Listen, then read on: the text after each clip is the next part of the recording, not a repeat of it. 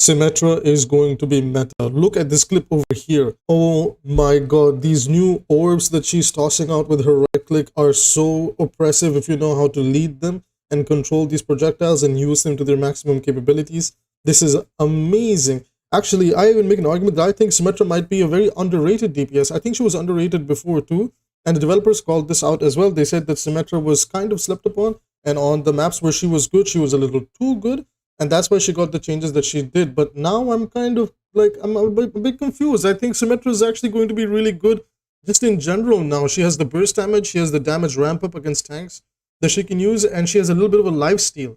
Now, I will be going into details in just a moment. Let's bring up the patch notes in front of the screen now. Now, let's talk about the tanks first. Anyways, to start us off with the balanced patch notes, for the tanks, we had Orisa, who saw her fortified damage reduction increase from 40 to 50. Ramatra's Ravenous Vortex will now pass through enemies but still is blocked by the barriers. Reinhardt's max HP has gone up from 1200 to 1400. And Wrecking Ball's manual reload time for his cannons, his guns, has gone from 2 to 1.6. It doesn't affect the reload when he's in ball form, so it's just to allow him to feel a little bit more fluid. So for Wrecking Ball and Ramatra, these are more quality of life changes. For Reinhardt and Orisa, these are okay. So Ryan and Orisa's case are very, very interesting. Orisa's problem right now isn't the fact that she's unable to quote unquote deal with crowd control, because this is what the developers think. They're like, oh, Orisa's they want to increase her effectiveness of Fortify to make Orisa a strong counter against team comps that lean on crowd control. But people don't pick Orisa that much against crowd control based comps. Rather, Orisa is sometimes picked to counter a Doomfist or a pesky Reinhardt. I don't think there's ever a point where somebody picks Orisa and says, I'm getting CC'd too much, so I'm going to go Orisa. I think even if you're Orisa, you will also get caught by the CC. That's just a CC problem, not an Orisa problem.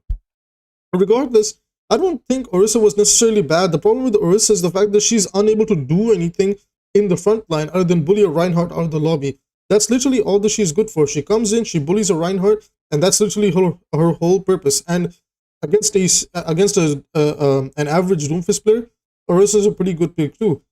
I think the right changes for Orisa would have been if they increased her damage output on her weapon or tightened the spread a little bit, because she really struggles to actually fight up in the front line, and that's what makes her bad. And in my opinion, this isn't enough to make Orisa more viable than she was before. This doesn't really do that much. She just kind of goes back to that style of, well, I just stay alive longer. You know, we did have that immortal Orisa patch where she just wasn't, dying. So this is one of those cases again too. Reinhardt is another problem. Reinhardt, so when you read the developer comments here, so they say, we are increasing Reinhardt's barrier uptime to help him provide better protection against his teammates, right? To protect the allies better, sorry. We'll be keeping an eye on this as they want to avoid situations where players feel like they're always shooting barriers. Now, here's the problem with Reinhardt.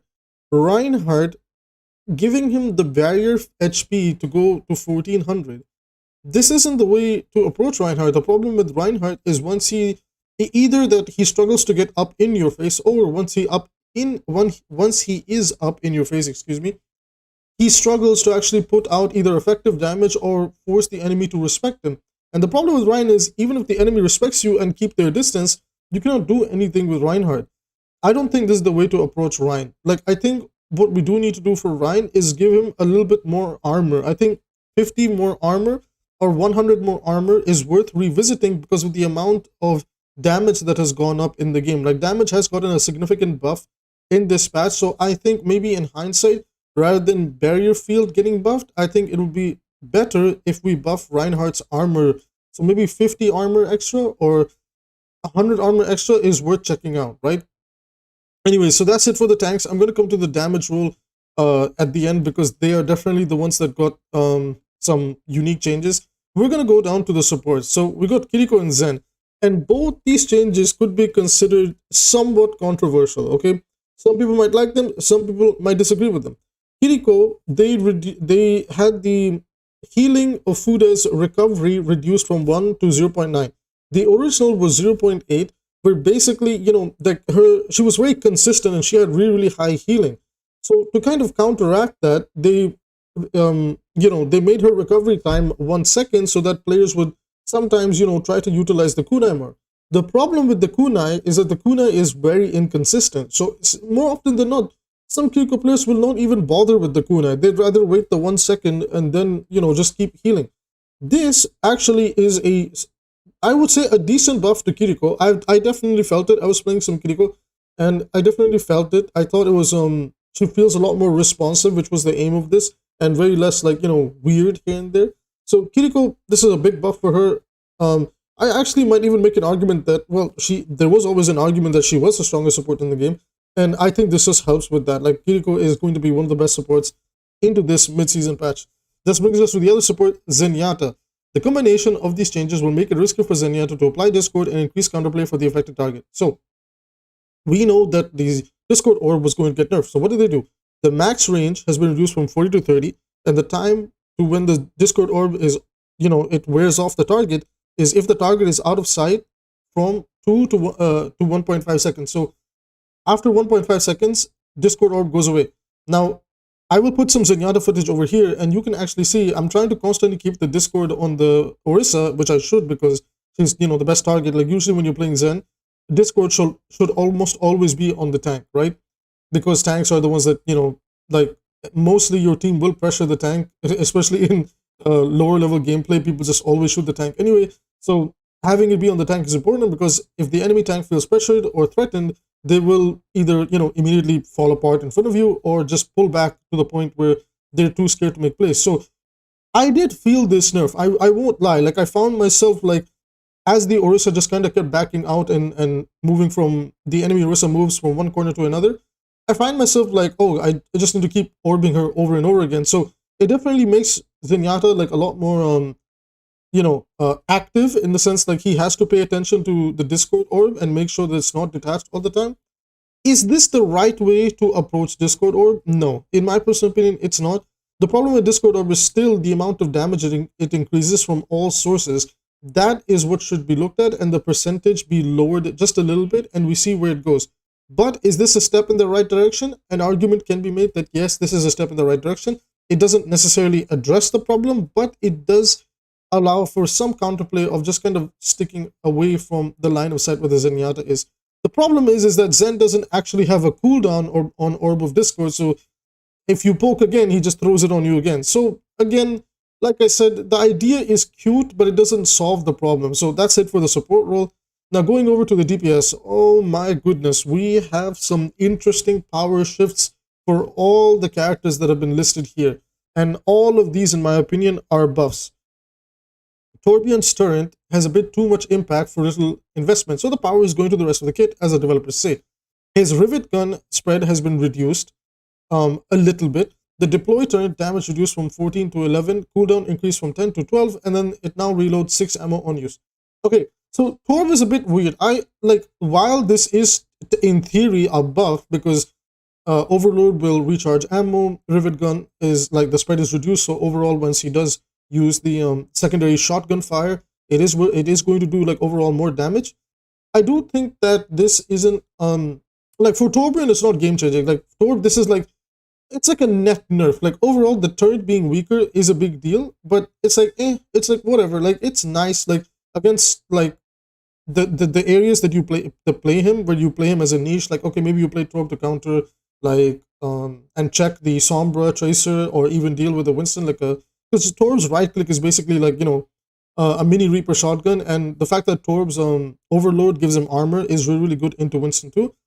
For certain niche interactions, it's a buff, but overall it's a nerf to the turret, which I think is good, because the turret was kind of oppressive, and it will still do its job in keeping, like, let's say, Sombra and Tracer in check, because, you know, it does kind of like apply pressure to them, but it won't be as significant as before. So I think it's a good change, because, you know, the Torb player isn't doing anything, the game is playing the game for him, which I think it's not good, right? So in that regard, Torb, while it is a net nerf, it's a good change. It's a wait and see scenario. It's not that bad in my opinion. I'm going to save Symmetra for last. Sojourn, they're decreasing the overall spread on the railgun primary fire to help Sojourn build energy more consistently.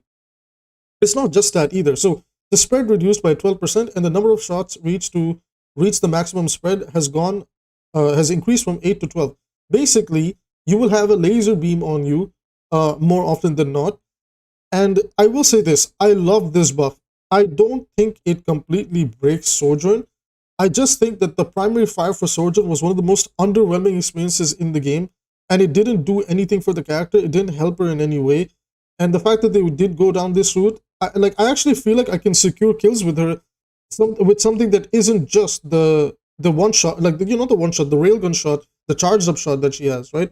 So now with the projectiles, I feel like okay, it's like a Soldier 76 thing, right? She's like a reverse soldier. So now I actually feel like I can apply pressure and even confirm some kills with her the projectiles rather than rely on the hit scan charged up shot. So this is a great change for Sojourn. You could even make an argument that it's more quality of life, but overall it does increase her damage and gives her a capability to confirm kills, which is nice. I like it. Sojourn was actually really bad, so this was much needed. Soldier 76 and Symmetra, these guys are the juice of the box. Okay, so Soldier 76, I don't even want to read the developer comments because they were just like, yo, let's gig up Soldier and Symmetra for no reason. Okay, the heavy pulse rifle damage has gone up from 18 to 19. The rockets are now doing 90 damage upon explosion, and biotic field is now healing from 35 to 40. So the healing has gone up.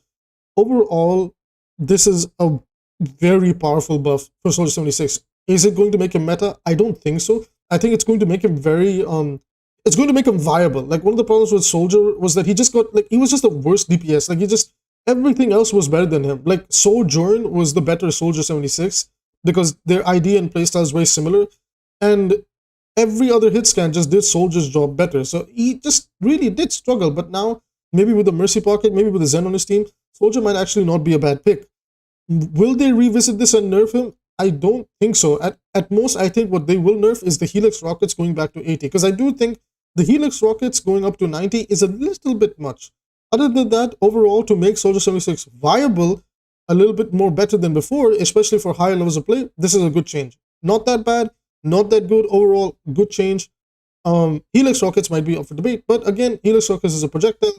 So again, it's all debatable. It's a wait and see type thing. I do have some Soldier gameplay that you can see in the background, and yeah, like you can feel the changes. They're definitely very, very powerful. As you can see in this clip over here, I just run circles around the enemy, and my goodness, it's very powerful.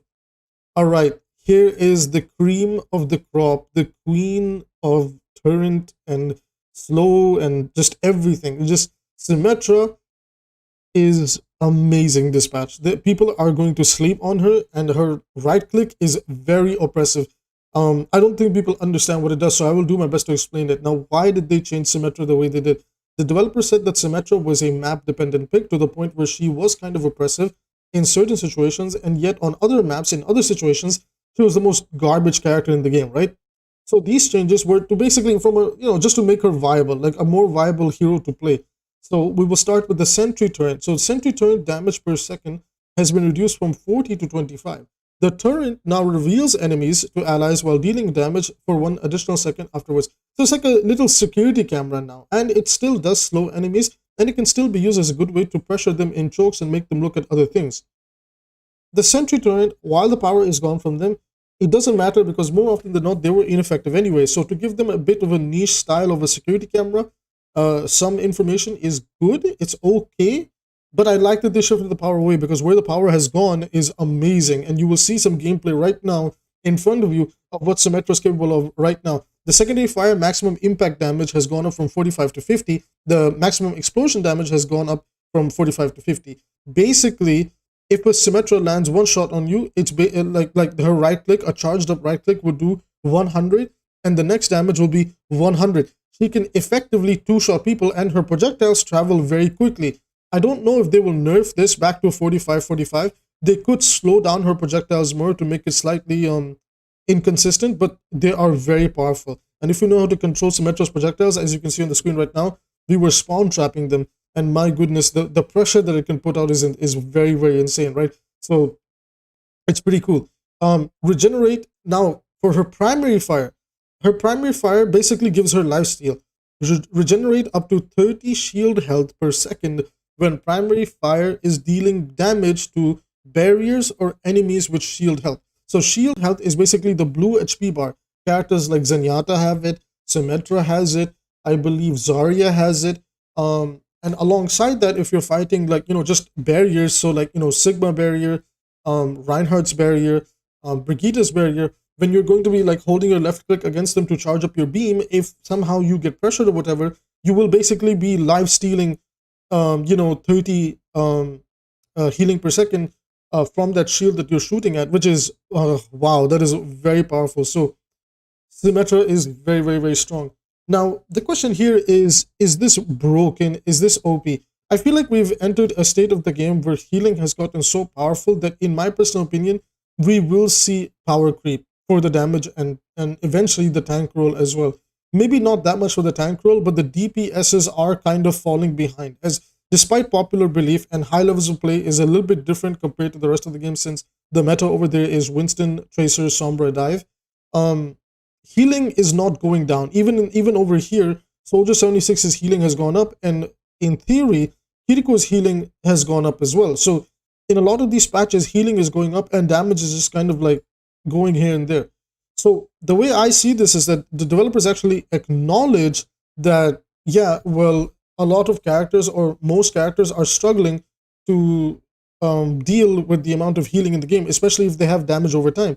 Symmetra and Soldier 76 primarily rely on being able to, do damage over time to get any value. And well, in Symmetra's case, they put power into her burst damage, and Soldier can also be, an argument could be made that, power kind of went everywhere, but, his Helix rocket also saw a buff.